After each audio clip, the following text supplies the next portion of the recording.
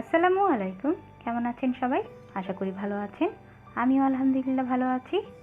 আজকে সেলাই পর্বে আমি একটি কামিজের ইয়োকের ডিজাইন নিয়ে হাজির হয়েছি। আপনারা যে ড্রেসটি দেখছেন এটা একটা শর্ট কামিজের ইয়োকের ডিজাইন।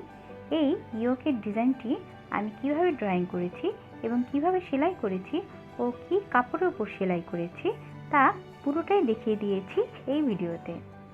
তাই পুরো ভিডিওটি মনোযোগ সহকারে দেখবেন আশা করছি।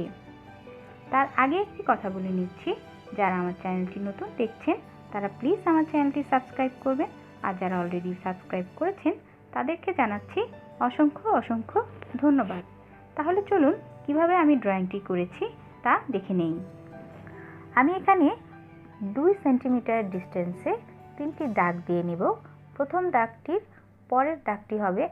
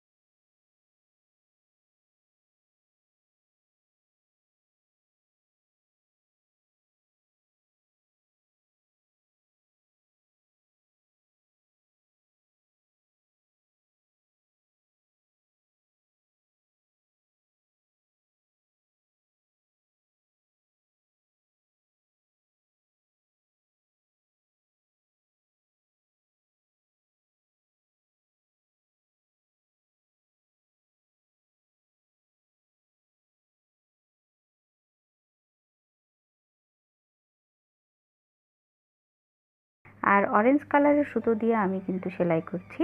সেলাইটা আমি কিন্তু কটন লাচ্ছি সুতো দিয়ে সেলাই করেছি। নিয়মিত যারা আমার ভিডিওটা দেখেন তারা কিন্তু কটন লাচ্ছি সুতো দিয়ে আমি বেশিরভাগ সেলাই করি, সেটা আপনারা হয়তো জানেন।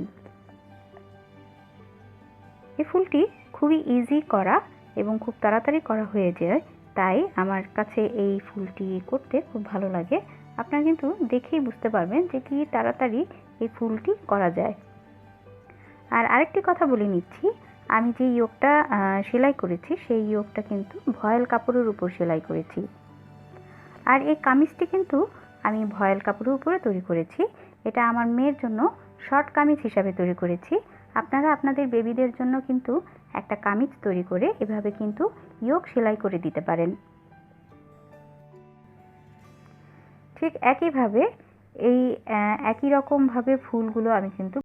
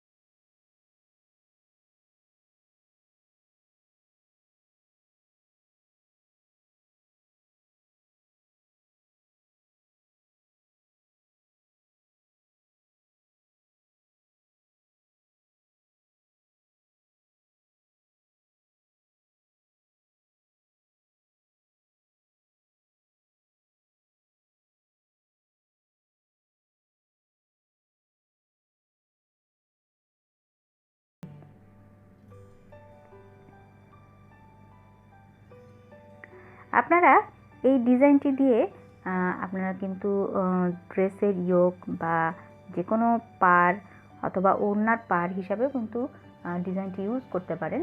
খুব ইজিভাবে কিন্তু এই সেলাইটি করা যায় এবং খুব তাড়াতাড়ি শেষ হয়ে যায়।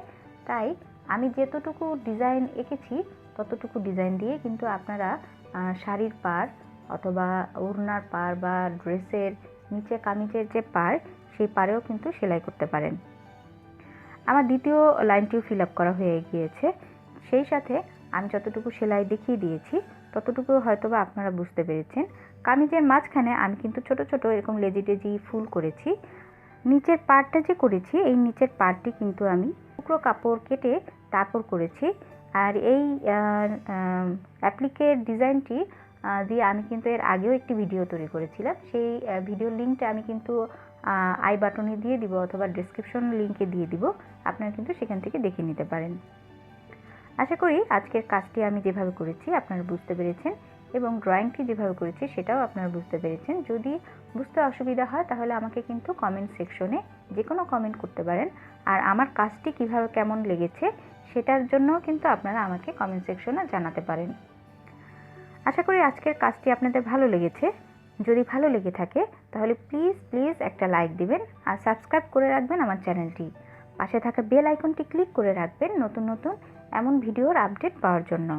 আজ তাহলে এই পর্যন্তই। সবাই ভালো থাকবেন, সুস্থ থাকবেন। আল্লাহ হাফেজ।